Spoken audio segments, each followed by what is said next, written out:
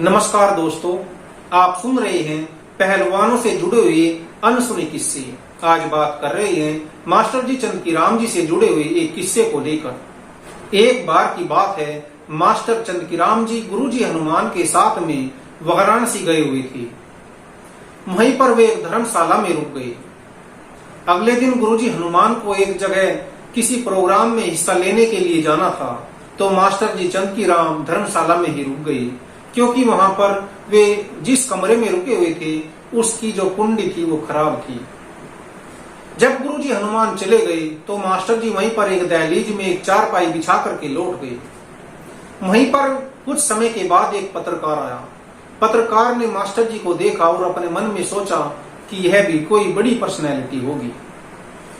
तो पत्रकार ने मास्टर जी को जगाया और कहा कि नमस्कार जी। तो मास्टर जी ने उसकी नमस्कार ली और अपना परिचय दिया। मास्टर जी ने उस पत्रकार से वहां पर आने का कारण पूछा, तो पत्रकार ने बताया कि जी मैं गुरुजी हनुमान का इंटरव्यू लेने के लिए आया था। तो मास्टर जी ने कहा कि भाई गुरुजी हनुमान तो यहाँ पर नहीं है, वे तो एक प्रोग्राम में हिस्सा लेने के लिए गए हुए हैं, शाम तक आएंगे। यदि आपको इंटरव्यू लेना है तो आप मेरा इंटरव्यू ले लीजिए। तो पत्रकार मान गया और उसने मास्टर जी चंदकीराम जी का इंटरव्यू लिया।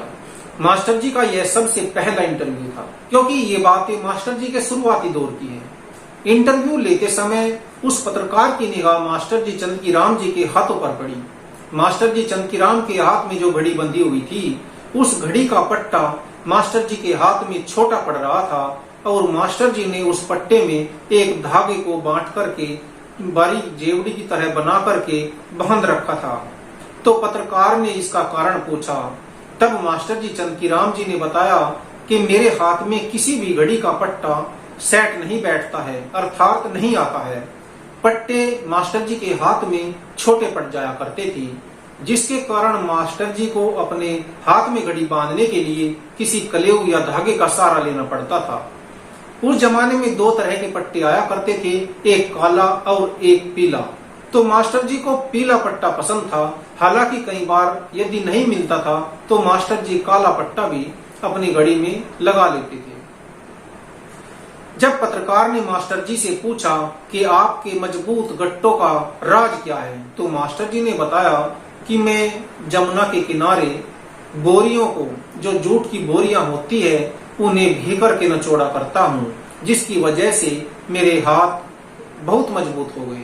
तो दोस्तों, ये मास्टर जी से जुड़ा हुआ एक किस्सा था। तो फिर मिलते हैं किसी नए वीडियो में किसी दूसरे पहलवान के अनसुने किस्से के साथ। तब तक के लिए नमस्कार।